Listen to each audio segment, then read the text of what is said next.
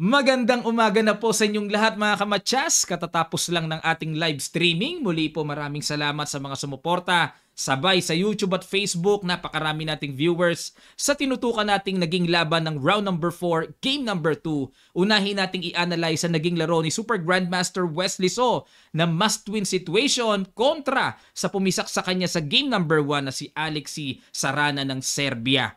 Pagkatapos nito, isusunod kaagad natin ang maraming nag-request na laro ni Fabiano Caruana at Ray Robson. Ang ganda raw, brilliant daw ang game. Simulan na kaagad natin ang ginawa dito ni Sarana.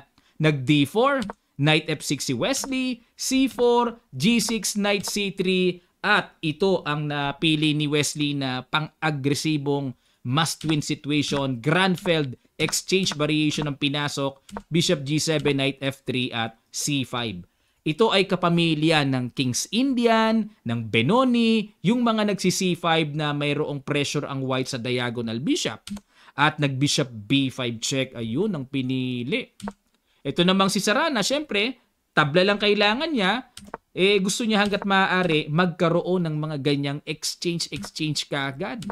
Queen C2, C takes D4, C takes D4, Bishop G4, at nag-Knight E5, bookline pa rin, Queen takes D4, ayan. Dito kasi kanina, naibahan na ako dito.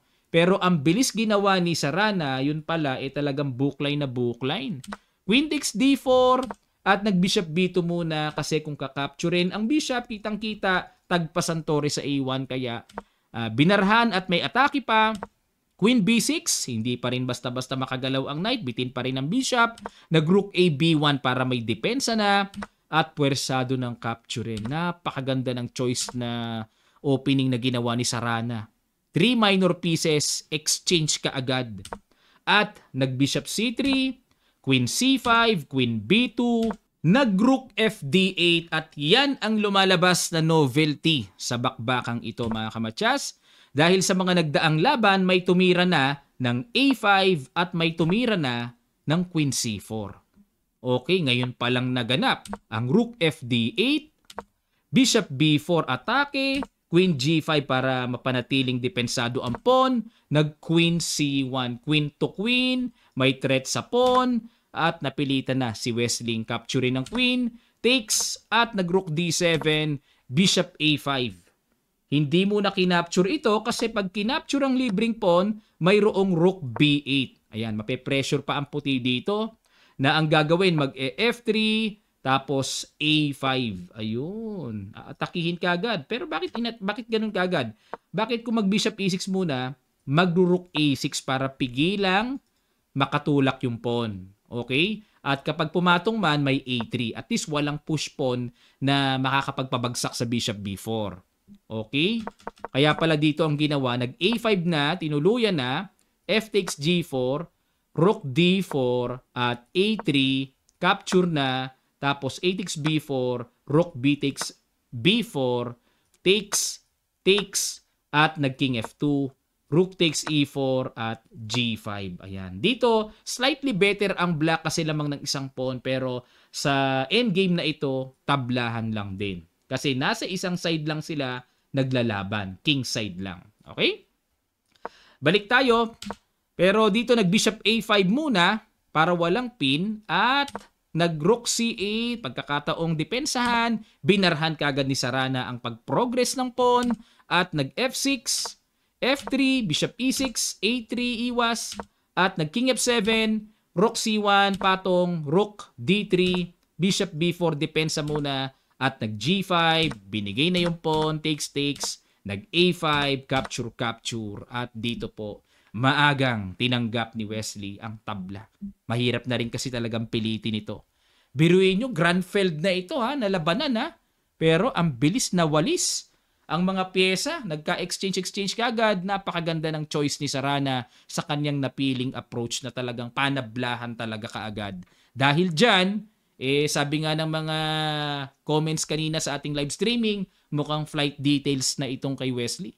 Ibig sabihin lang, mapapauwi na si Wesley at si Sarana ay dediretso na sa round number 5. Okay lang yan mga kamatsas sa Wesley So fans. Isa rin po ako sa fan ni Wesley. Malungkot man ako pero ganun talaga. Talagang yan ang laban eh. Bawi na lang talaga si Wesley sa iba pang mga pagkakataong tournaments na po pwede pa siyang makapasok sa candidates. Hindi pa huli ang lahat. May Grand Swiss pa, may Grand Prix tournaments pa. Aantayin natin yan mga kamatsas. Okay, sunod naman kaagad natin ang lumagablab na laban nila Fabiano Caruana and Ray Robson. White si Caruana, black si Robson, tabla ang first game nila. Kung sino ang manalo sa round number 2, siya ang susulong sa round number 5. Nagkapisakan sila. Brilliant daw, tingnan natin. Nag-E4 si Fabi, E5 si Ray, Knight F3, Knight C6, Bishop C4, Knight F6, D3 at pumasok sa Gyoko Piano Battle. Nag C3, D6, normal moves, castling, A5. Ayan, para kung atakihin man ng D4 o B4, may tataguan kagad. At nag-rook E1, develop, Bishop A7. Maingat si Ray, no? Takbo kagad. Knight BD2, H6. Ayan, para mamaya wala ng Knight G5. Knight F1, typical talaga yung maneuver na yan. Normal yan, castling, Knight G3, Knight E7, pupunta sa G6.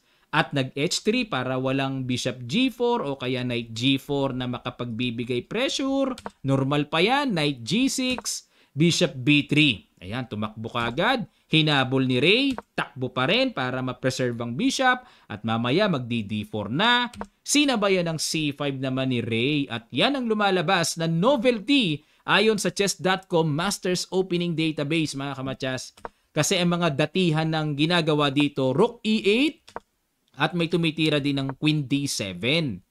Ngayon pa lang nangyari ang C5. Sinalubong pa rin ni Fabi. C takes D4, C takes D4 at nag-Queen B6. May ulo, may buntot. Nako, diretso kagad sa F2 pag gumalaw ang D-pawn. Nag-Bishop E3, sinalubong. Queen takes B2, sadyang pinakain ni Fabi ang pawn. Nag-Bishop B3, saka ipinalik doon. Kukulungin ba ang Queen? Paano makukulong yan? Kinapture, capture. Nako. Nanganganib ang Queen. Baka mamaya makulong. Queen C3. Ayan, para takbo kagad, takas kagad. Knight to F5. Okay. Threatening Knight takes D6. Nag-Queen C7. Ayun. Ininda ni Ray ang pawn sa D6. Dinipensahan. Pero dapat daw ang tirang pang-depensa ay Rook F D8. Yan pala mas mainam. Pero nag-Queen C7. Ayun mga kamatsas. Nagkaroon dito ng malupites na tactical blows si Fabi. Pakiguess nyo yun. Brilliant yun, no? Sa ilang sandali lang, tutuloy kagad natin. Start.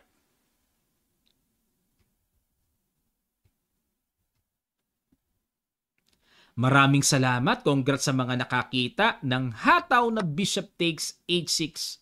Excellent move. May ganyan na palang sacrifice. Tanong mga kamatsas, ito kaya ay over the board lang nakita ni Fabi? O naniniwala kayo na sa bahay pa lang nakita na ito, preparado ito or preparasyon ito ni Fabi? Ayan, comment po sa section below. Kinapture, Queen D2, may ganun palang silent, oh. Parang tahimik lang. Oh. Knight F4, binarhan syempre, at nag G3, another engine good move by Fabi.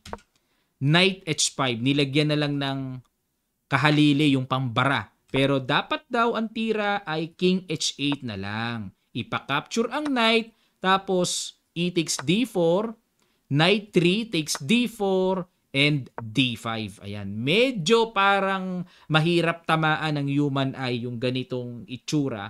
Pero ang maganda nito sa black, anytime may Rook G8 check na kahit papaano pang pressure sa exposed king ng white din naman, no? Ayun. Balik tayo. Pero ang ginawa dito, nag Knight 6 H5, kinapture, Knight takes F4, at nag King H1. Ayan na ang paparating. Rook G1 na. Umilag ang king.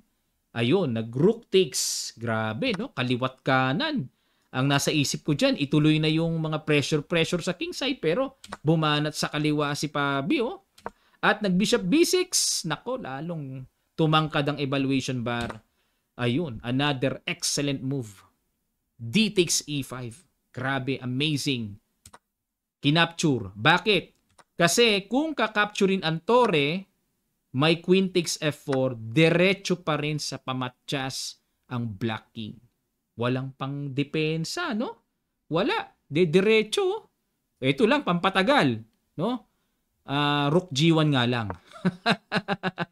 Tahiin muna. Wala na rin pala. Ngayon, pag nag-King H8, Queen takes H6, pag nag-Queen H7 harang, kakapturin lang, capture, may Rook G7 check, King H8, and Knight 3 H4. Unstoppable, matikambing ang mangyayari, mga kamatsas. Matindi na kondisyon si Pabi. Talaga naman, pinapaulanan naman talaga ng excellent moves. Tumbok na tumbok ang tira ng engine. Tindi. Kaya pala, grabe pala to. At dito napilitang kumapture si Robson. Rook takes E5. Nako, wala nang ugat yung Knight. Diretso pa doon. Ayun, pag Rook takes E5, resign. What a brilliant game of day number 2 ng round number 4. Tindi. Galing, no? Sana natuto tayo sa mga ganitong klaseng precise, excellent attack na ginawa ni Fabi. Home preparation ba or over the board nakita? Yan, paki-comment po sa section below. Okay lang tayo kay Wesley, bawi na lang tayo next time. Ganun talaga ang buhay chess talaga eh. At isusunod naman natin ang umusok din naman na laban nila Magnus Carlsen at sa kanyang katunggali na si Vincent Keimer ng Germany. Ang ganda rin ang nangyari. Okay? At bago tayo magtapos, sa mga gusto pong mag-avail ng Kamatsas merchandise, click nyo lang ang link na nasa comment section below para makapamili kayo. Maraming salamat. Magkita-kita pa tayo sa mga susunod pang videos.